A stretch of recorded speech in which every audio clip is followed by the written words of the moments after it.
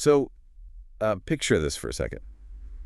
You get a wedding invitation in the mail. Oh, sure. Happens all the time. Right. So you get the envelope, you check your calendar, and you see that your schedule is just, totally packed that weekend. Yeah, you've got stuff going on. Exactly. So you check the no box on the RSVP card, drop it back in the mail, and go about your day. No big deal. I mean, yeah, it's your weekend. You have the authority to decide if the event fits into your life. But what if checking no wasn't just some social faux pas? What if it was an act of literal high treason? Wow. Like the kind of treason that would get your entire city burned to the ground. That is quite the escalation. It really is. Well, welcome to Reformed Thinking. Right out of the gate today, we are dropping you, the listener, into a landscape where an invitation is not a polite request. It is a royal summons. Yeah, that distinction changes the entire playing field. It does. And our mission for this deep dive is to unpack a really staggering text. We are looking at Matthew chapter 22, verses 1 through 10. Such a heavy passage. Oh, for sure.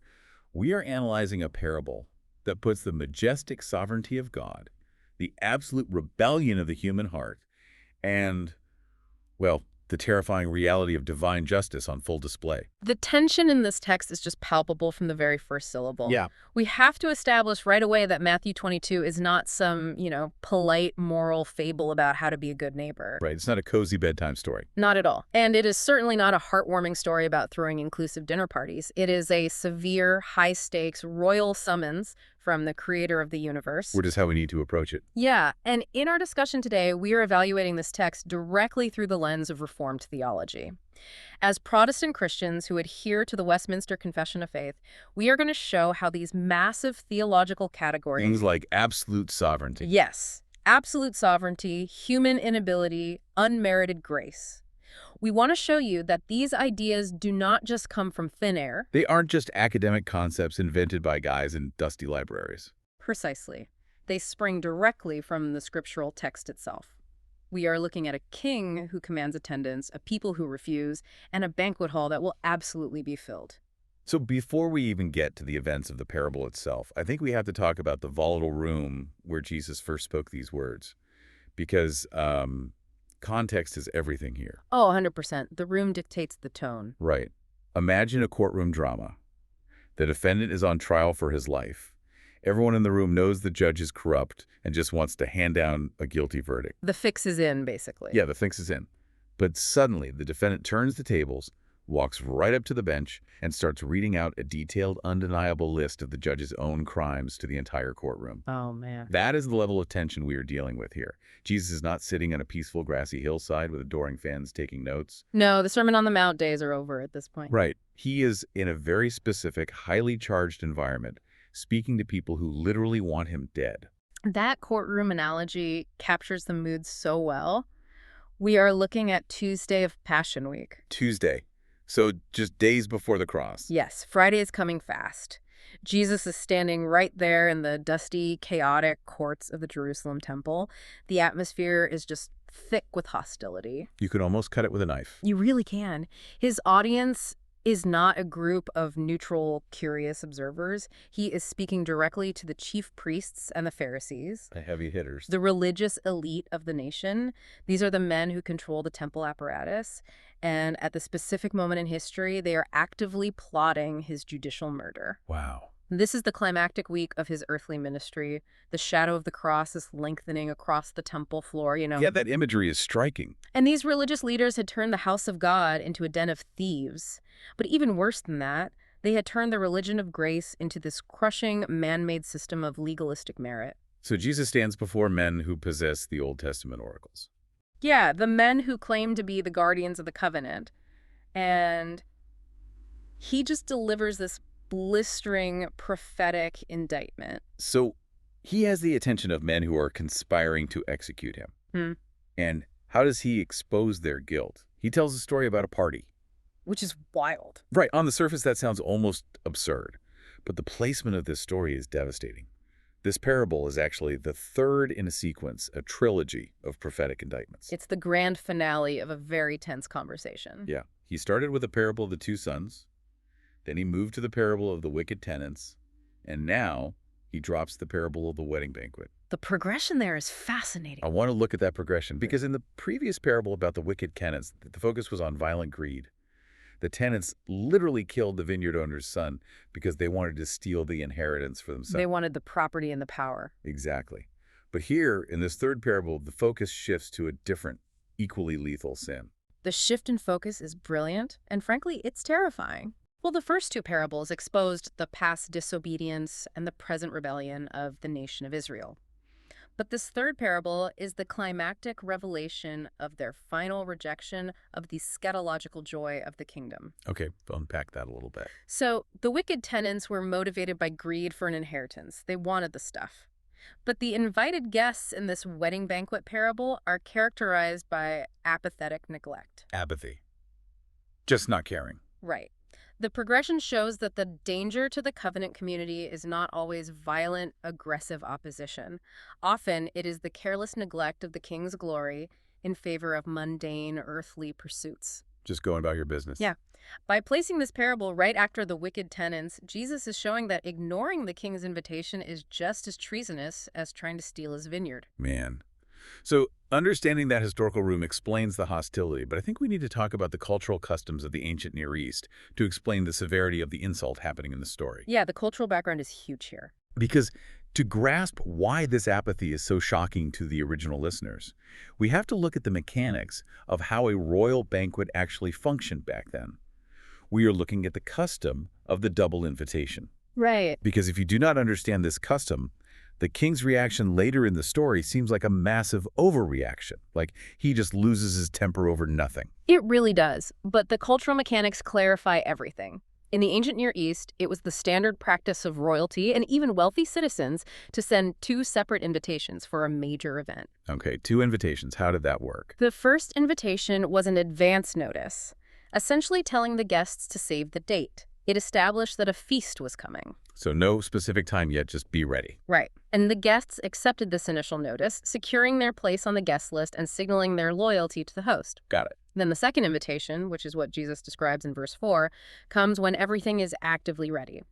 The king sends his messengers out saying, "The oxen and the fattened calves have been slaughtered and everything is ready." Okay, so the food is literally on the table. Exactly. In a world without refrigeration, when you slaughter a fattened calf, a ticking clock starts immediately. Oh, that makes sense. You can't just put it in the fridge for tomorrow. No, the food is hot, the tables are set, and the celebration is actively beginning right at that second. So, to accept the first invitation and then flatly reject the second invitation when the oxen are already slaughtered, that was not a social misstep. Wasn't just a scheduling conflict. No, it was a calculated, overt act of political rebellion against the crown. It communicated that the guests had zero respect for the king's resources or his authority. This brings us to a really crucial point about the original Greek text and how it illustrates the doctrine of total depravity. Let's dig into the specific words used here because it's fascinating. The Greek really opens this up. The guests in the parable were called tuis kaklomenes, which translates to those who are already in a standing state of invitation. Which historically refers to national Israel possessing the Hebrew scriptures. Right. They have the first invitation. Yeah. They have the prophecies, the law, all of it. But their response to the second invitation, the announcement that the Messiah has actually arrived, is described with the phrase uk epsilon. That is a chilling phrase. It really is. It means they were not willing. When I read that, I immediately think about how perfectly this illustrates the Reformed doctrine of total depravity from the Westminster Confession. Yes, the will is in bondage. Totally. The unregenerate will is set in active opposition to spiritual good. It is not that they wanted to come, but physically could not make the trip. They possessed an absolute stubborn unwillingness. Their won't was their can't. That phrase, ukephlon, locates the problem entirely in the corruption of the human heart. It's not a logistical issue. Right. The king's invitation is sincere. The feast is lavish. The provision is complete. There is absolutely no deficiency in the feast itself. The food is perfect. Yeah.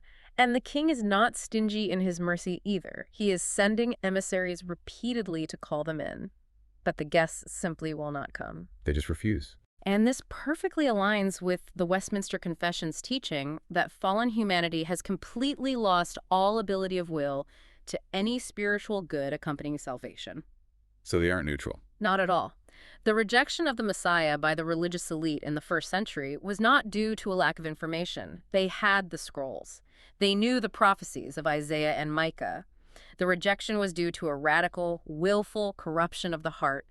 They loved their own glory more than the glory of God. Okay, wait, I hear this, and I have to ask a question that I think a lot of modern readers would ask. Sure, lay it on me. Maybe they were just busy. The text specifically says they went off, one to his farm, another to his business. Is it really that bad to prioritize your livelihood? That is the natural human defense, isn't it? I mean, we all have jobs. We all have mortgages and responsibilities. It sounds like they were just trying to make a living, manage their estates, and handle the practical realities of life. Why is that treated as a capital offense? That is the specific defense the human mind naturally constructs, and it is the very defense this text destroys. We have to analyze the Greek term amelisantes. Okay, what does that mean? It translates to, they made light of it. Going to one's idion agron, which means one's own field, or to one's emporion, which means one's business or commerce, those things are not intrinsically evil. Right, God made agriculture and commerce. Yeah, they are legitimate human endeavors instituted by God. But in this context, they become literal idols because they are placed above the direct command of the king. Oh, I see. The sin is not that they had responsibilities. The sin is that they considered their own temporal affairs more urgent than the honor of the king's son. That is a huge distinction. Think about the sheer audacity of it. The king of the universe issues a summons to a royal wedding, and they just brush it off to go check their crop yields or balance their accounting ledgers. Like, sorry, gotta have a spreadsheet to update. Exactly. This is the essence of idolatry. It is prioritizing the created world over the creator. When the king calls, making light of that call is a calculated insult to his authority. So apathy is not neutral. It is an act of high treason. Yes. And treason against the sovereign demands a response. Because this apathy doesn't just stay as polite disinterest, does it? It escalates into open violence against the king's messengers. It always does. And that escalation leads to the most shocking verse in the parable. Because the apathy turns to violence, the king's patience gives way to justice. The velvet glove comes off, and the iron fist comes down. Verse 6 shows the terrifying progression of sin. Some of the guests simply wandered off to their farms, but the rest seized the king's messengers, treated them shamefully, and killed them. Just brutal. It reveals a psychological truth about rebellion. The same sinful heart that casually neglects God's invitation will, when pressed or confronted, reveal a vicious hatred for God's messengers. They don't just ignore the mailman, they shoot him. Right. And in the historical context, these messengers represent the long line of Old Testament prophets whom Israel repeatedly resisted, mocked, and killed. Like Jeremiah, Isaiah. Yeah. You can read Hebrews chapter 11 to see how brutal that history was. The guests hate the message because they hate the king, and they strike the messengers because those men bear the king's summons. The unbelief that hides behind a busy schedule eventually unmasks itself as open hostility toward divine authority. I look at this and realize that modern society loves a God who only hands out invitations. Oh, we love a tame God. We really do. Yeah. You're very comfortable with a deity who stands on the porch holding a tray of hors d'oeuvre, hoping we might drop by if it fits our schedule. A God who just wants us to have a nice weekend. Exactly. We struggle immensely with a God who sends troops. But think about it from the perspective of an actual kingdom. If a king shrugs off the murder of his emissaries and the public dishonor of his own son, is he actually a good king? He's not. If a judge watches a murderer mock the court and then says, "No worries, I'm all about love," that judge is not merciful. That judge is corrupt. That observation strikes at the heart of modern sentimentality regarding the divine nature. Many people want to speak of divine love, but they detach that love from divine holiness and divine justice. They want the love without the law. Right. But biblical love is not indulgence. The king in this parable is furious. And verse 7 says he sent his troops and destroyed those murderers and burned their city. Burn their city. That is severe. But this anger is not a sinful, out-of-control temper tantrum like a human might have. It is the necessary, righteous expression of his justice. He is upholding the honor of his son and vindicating his own righteous authority. So a good king has to punish treason. Absolutely. A ruler who excuses murder and ignores contempt for his son abandons the moral order of his kingdom. Therefore, the judgment here is an expression of the king's perfect goodness. God's wrath is his settled opposition to evil. And this detail about burning the city, it is not just a colorful metaphor for Jesus to make a point. It is precise, pre-written history. Yes. We have to look at the historical fulfillment of this verse. Jesus is standing in Jerusalem, talking to the leaders of Jerusalem, predicting the siege of Jerusalem in AD 70. He's telling them their own future. Right. He is telling the men standing right in front of him exactly how their story ends. The historical reality is terrifying. God, in his sovereign providence, used the Roman legions under the command of General Titus as the rod of his anger. To judge that specific generation. Yes, the generation that rejected his son.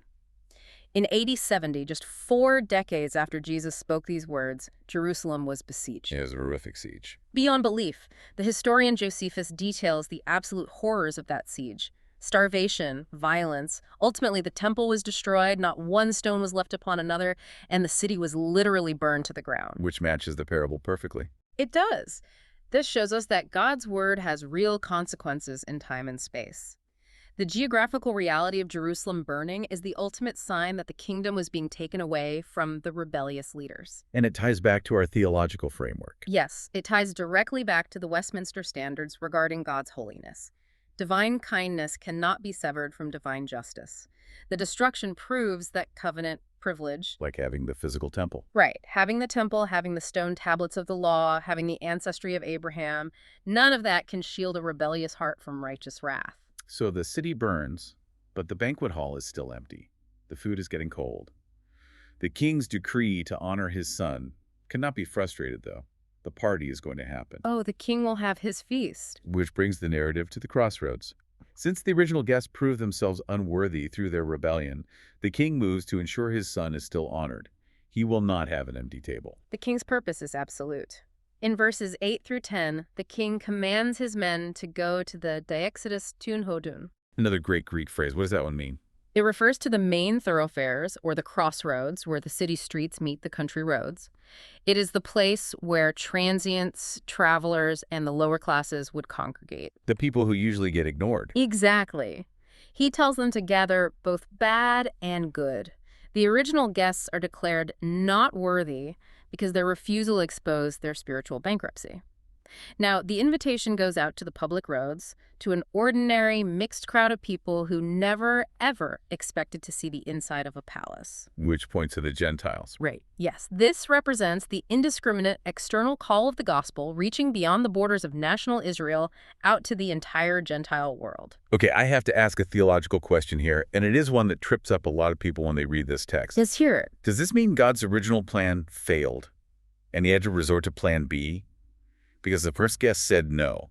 Did God have to scramble to find a backup list? Was he caught off guard by the Pharisees' rejection? Absolutely not. And the text itself firmly refutes that idea. The king's intention is never thwarted. Okay, break that down for us. Let's look at a major theological divide here. Arminianism is a theological system that suggests human free will can frustrate the eternal decrees of God. Like God is trying to do something, but humans won't let him. Right. It implies that God casts a vote for your salvation, Satan casts vote against it, and you cast the deciding vote. If that were true, the king in this parable would be at the mercy of the guests' RSVP cards. He'd just be sitting in an empty hall feeling sad. Exactly. But verse 10 explicitly states that the wedding hall was filled. The hall is filled exactly as the king eternally intended. Human rebellion does not overthrow divine sovereignty. Rather, God accomplishes his design through both judgment and mercy. So he uses their rejection to open the doors wider. Yes. Furthermore, moralism is completely refuted here as well. How so? The text says, the men gathered both the bad and the good. The guests brought in from the highways are not there because they possessed some native excellence, better manners, or moral superiority over the first guests. They weren't just better people. Not at all. Admission to this feast is based solely on the sovereign grace of the king. Okay, but if God is just pulling random people off the dirt roads, how do we know they're actually going to stay at the party? What do you mean? Well, if total depravity means humans naturally hate the king and prefer their farms, won't the highway people just rebel too? We need to look at chapter 10 of the Westminster Confession here, which deals with effectual calling. Yes. Because how do we distinguish between the people being called on the highways and the people who actually sit down at the table and eat? That is the crucial distinction between the general call and the effectual call in Reformed theology. Let's unpack that. What's the general call? The general call is the external preaching of the gospel. It is the king's men standing at the crossroads, shouting the invitation through a megaphone to absolutely everyone who passes by, bad and good alike. So everyone hears it. Yes, the invitation is sincere, broad, and open to all. However, because of total depravity, no one will accept that general call relying on their own free will. Left to themselves, they just keep walking. Exactly. Left to themselves, the people on the highway would also prefer their dirt roads, just like the first guests preferred their farms. Therefore, the effectual call is required. Okay, so if the general call is a megaphone, what is the effectual call? Think of the effectual call not as a megaphone, but as a defibrillator. Oh, wow. It is the internal, secret work of the Holy Spirit, taking away the heart of stone and giving a heart of flesh. It renews their wills and powerfully determines them to that which is good. It resurrects them. Yes, God doesn't just drag them into the hall against their will. He changes their will so that they come most freely, being made willing by His grace.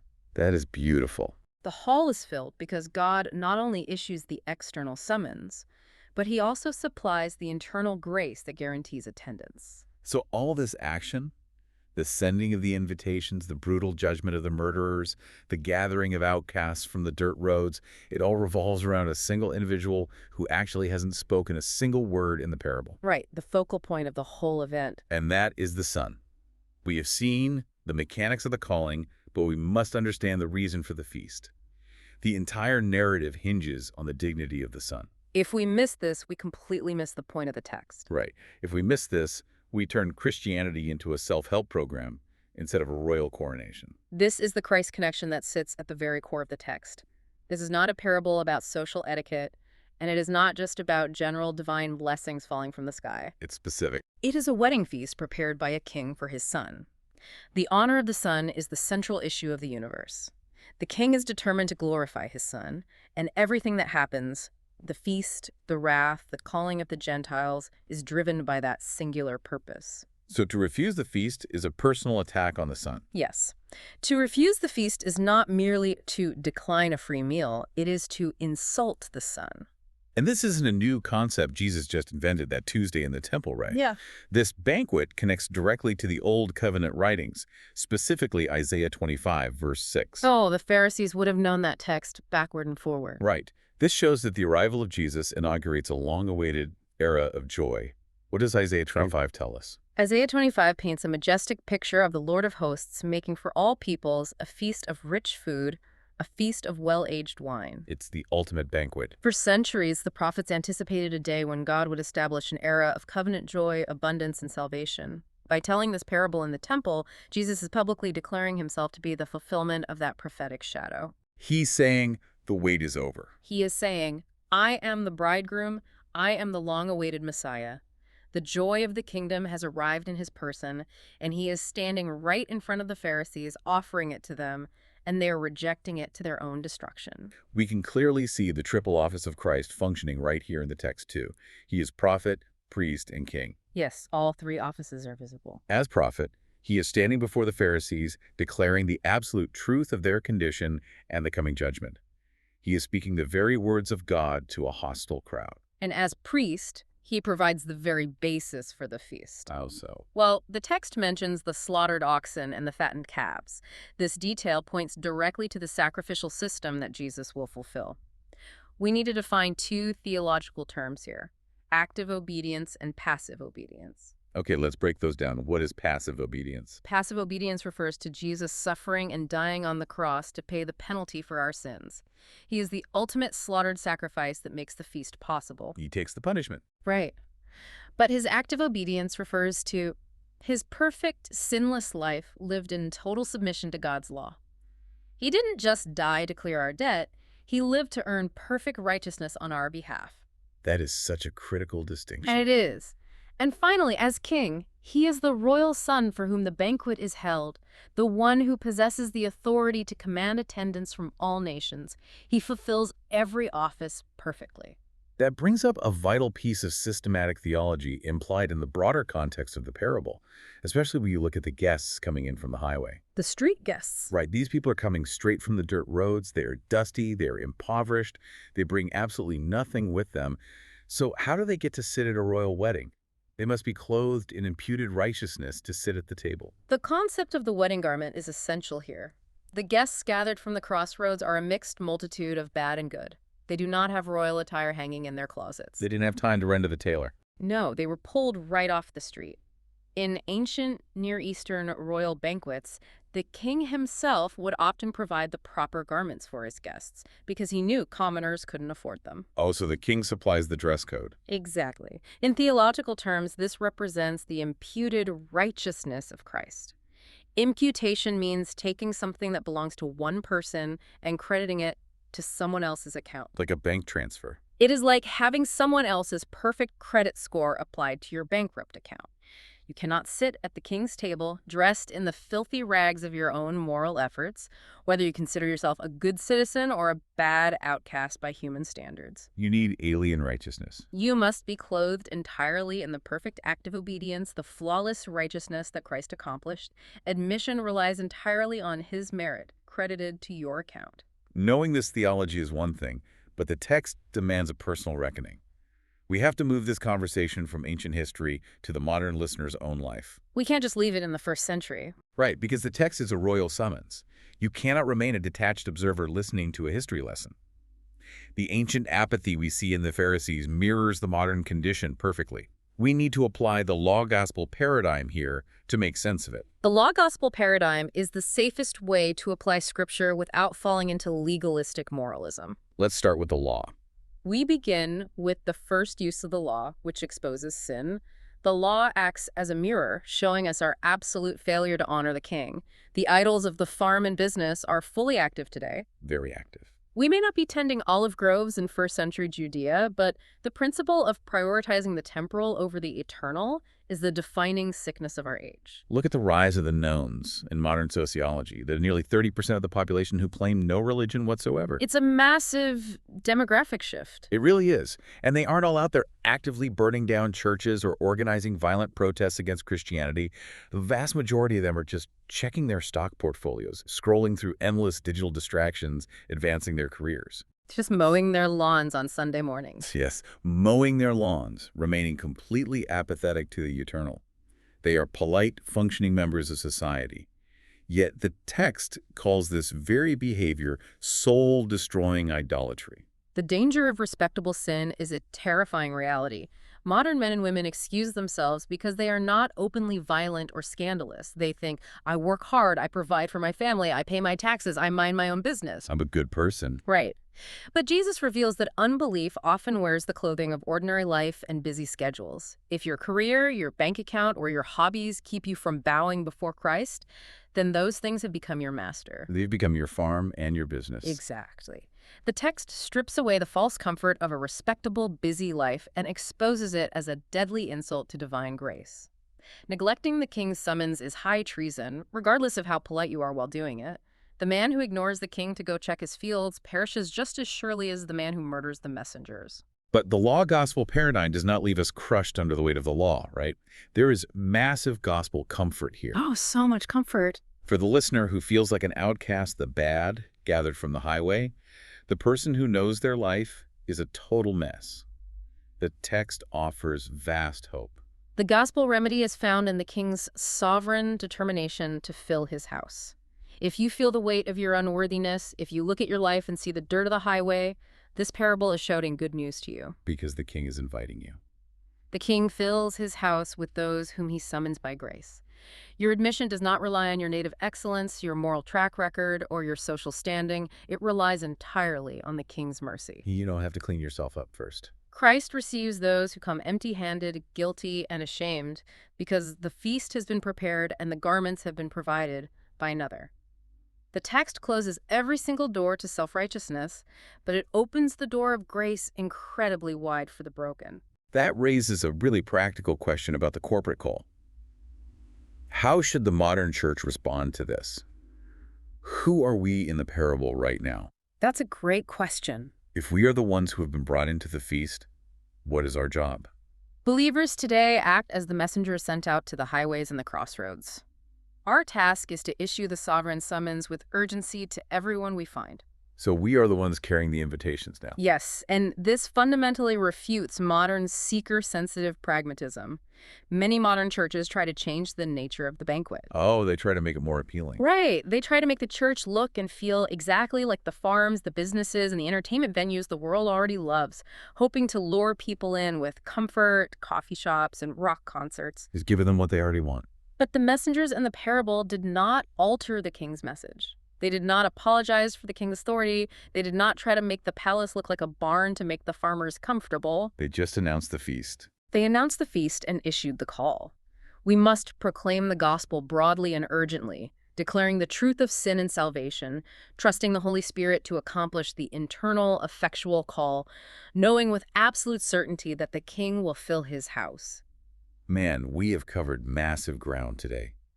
We have seen how a seemingly simple story about a wedding feast reveals the total inability of man, the terrifying justice of God, and the triumphant sovereign grace that fills the banquet hall. It is a powerhouse of a text.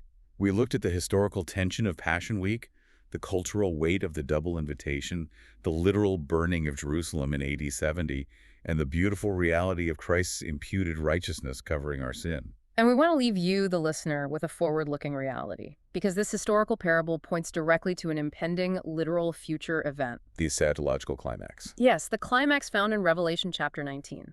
Eschatology is just the study of last things, the final events of human history. The Apostle John writes about the marriage supper of the Lamb. The ultimate feast. That feast is being prepared right now in the heavens. The king is readying the hall for his son. You are holding the summons in your hands through the hearing of this very text. You've received the invitation. When that final trumpet sounds and the reality of the king's presence shatters the illusion of this temporal world, will you be found wearing the filthy rags of your own apathy? Or will you be seated at the table, clothed in the flawless righteousness of the king's son? Imagine standing in that courtroom we talked about at the beginning. The evidence is presented, the ledger is open, and the absolute truth of your life is displayed for the entire court to see. A terrifying thought.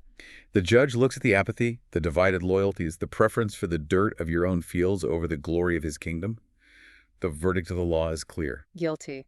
But then, the son steps forward, carrying a royal garment purchased with his own blood, and places it over your shoulders. The summons is in your hand. The choice is not whether you will respond. It is only a question of how. The oxen are slaughtered. The feast is ready. The king is waiting.